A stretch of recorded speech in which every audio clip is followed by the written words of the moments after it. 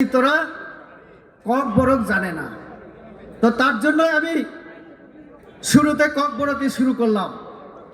এখন আমি বাংলাতেই আলোচনা করব, কারণ আমাদের মগ যারা, চাকমা যারা, অন্যান্য অনেক সম্প্রদায় আছেন আমাদের বাঙালি নেতৃত্ব থেকে জনগণ, সবাই ককবরক বুঝেন না। তার জন্য বাংলায় আমি আলোচনা করব। আমি শুরুটা ককবরক এই জন্যই বললাম যে কেউ কেউ বলে থাকেন আমরা নাকি ককবরক জানি না। আমার কথা হচ্ছে, আজকে যে যোগদান সভা, এটা কি প্রমাণ করে? এটা প্রমাণ করে ত্রিপুরা রাজ্যে শান্তি বিরাজ করছে, ত্রিপুরা রাজ্যে উন্নয়ন হচ্ছে। তার জন্য সাধারণ মানুষ বিজেপিকে পছন্দ করে হাজার হাজার মানুষ আজকে এখানে জমায়েত হয়েছেন। উন্নয়ন এবং শান্তির পক্ষে আছেন যারা, তারা আজকে এখানে সমবেত হয়েছেন, আজকে উপস্থিত হয়েছেন। তার জন্যই আজকে এই বিশাল জনসংখ্যা। আমাদের সরকার আসার পরে বিশেষ করে জনজাতিদের জন্য যেভাবে কাজ করেছে আমাদের সরকার, তার জন্য আজকে বিরোধীরা বিভিন্নভাবে হতাশাগ্রস্ত হয়ে আবুল টাবুল কথাবার্তা বলছেন।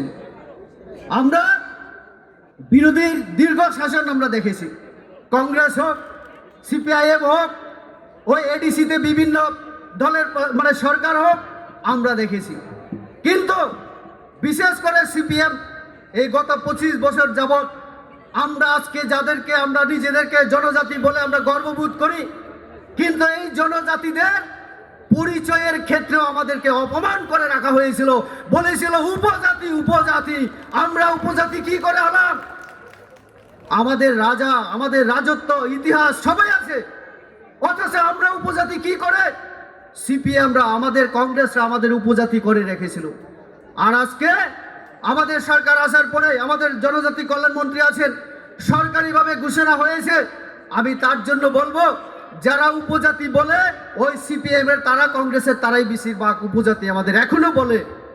এখনো উপজাতি গণমুক্তি পরিষদ থেকে মুক্তি পেতে পারেনি সিপিএমরা। এখান থেকে মুক্তি আমাদের দরকার।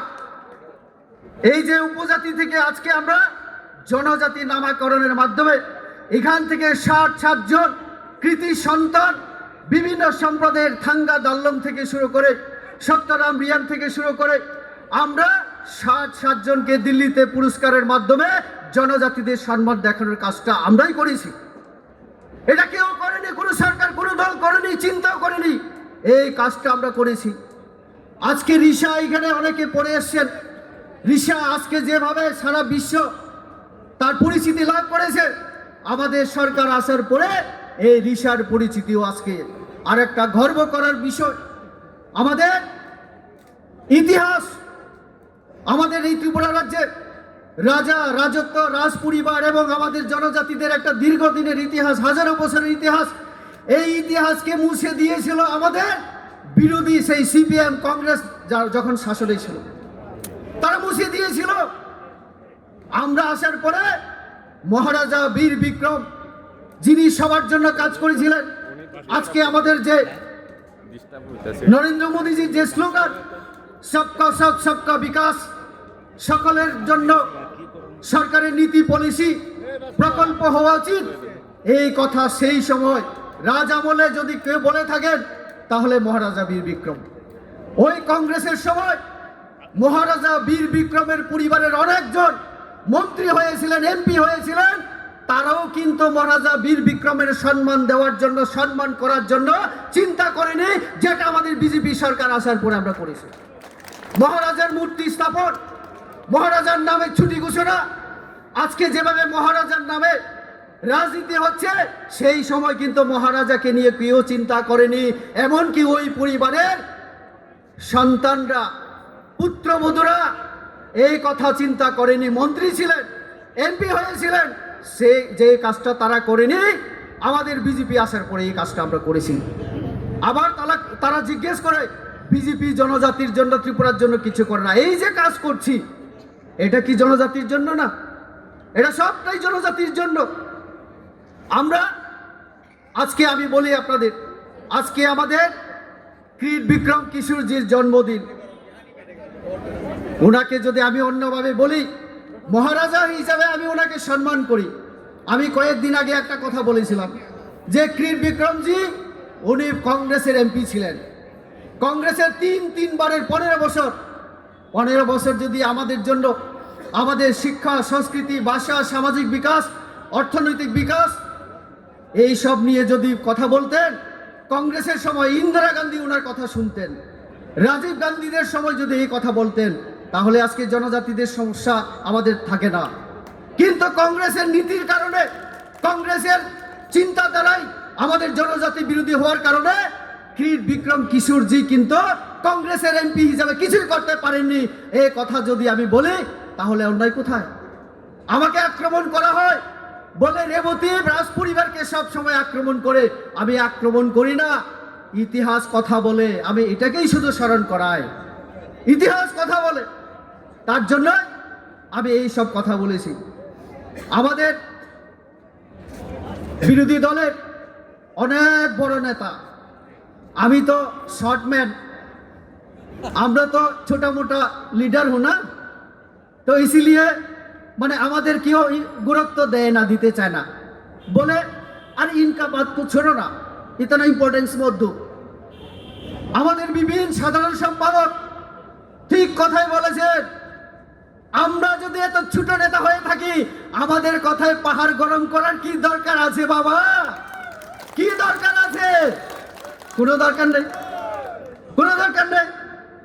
আজকে তারা একটা দলের নামে 5 বছর এডিসিতে আমাদের নানা ভুল বুঝিয়ে একবার সুযোগ দাও তাহলে আমরা দেখাবো। এই কথা বলে, গ্রেটার ত্রিপুরাল্যান্ডের কথা বলে, ট্রান্সপারেন্ট গভর্নমেন্টের কথা বলে, স্বচ্ছ প্রশাসনের কথা বলে ত্রিপুরা সাথে ঠকিয়ে ক্ষমতায় এসছেন।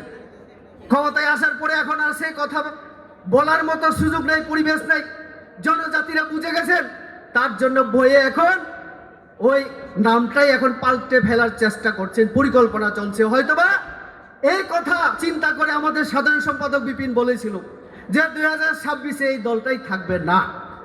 ঠিক কথাই বলেছেন, ত্রিপুরা মথা নাম থাকছে না আগামী দিনে। সেই দিন 27 নভেম্বর কি নাম দিয়ে মানে সভা করেছিল? One north east. One north east বলে বিজেপিরা কেন ওয়ান নর্থ ইস্টের বিরোধিতা করে? আমরা বিরোধিতা করি না।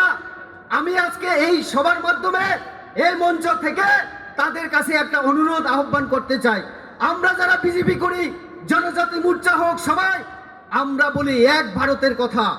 এক ভারত হলে শ্রেষ্ঠ ভারত হবে। সারা পৃথিবীতে আমরা 1 নম্বর দেশ হিসেবে আমাদের দেশকে দেখতে চাই। আপনারাও আমাদের সাহায্য করুন। শুধু নর্থ ইস্ট, আমরা তো নর্থ ইস্ট না, পুরো ভারতবর্ষ নিয়ে ভাবছি। তো এই নর্থ ইস্টেই শুধু জনজাতি আছে তা না, জনজাতি শব্দ অটল বিহারীর দেওয়া। তাহলে ওই আমার লাদাখের মধ্যে, লাদাখে জনজাতি আছে, আমার তামিলনাড়ু, কর্ণাটকে, অন্ধ্রপ্রদেশে প্রচুর জনজাতি আছে, তো তাদেরকেও তো আমার ভাবতে হবে।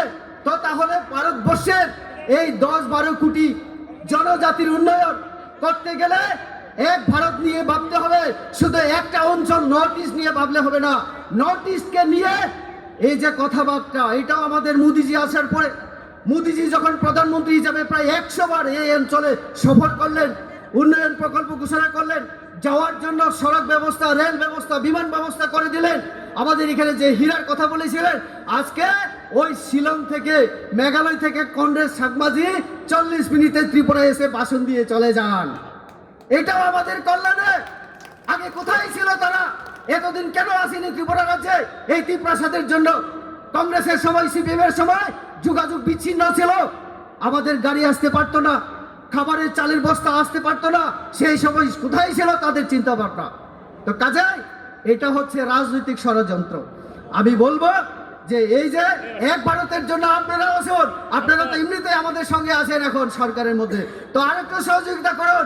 এক ভারত এবং জনজাতিকে নিয়ে আমরা সবাই ভাবি। একটা কথা, বড় নেতাদের অভিযোগ,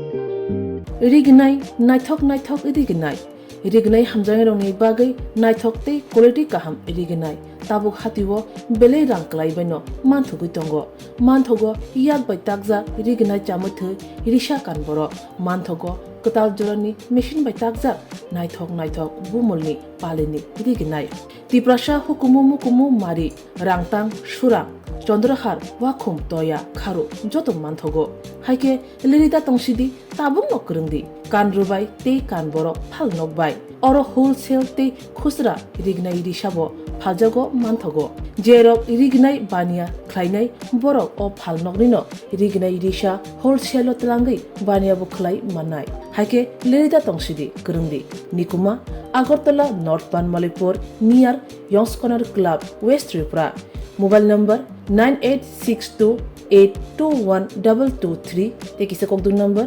87878831552 /82589191171 /8119938 548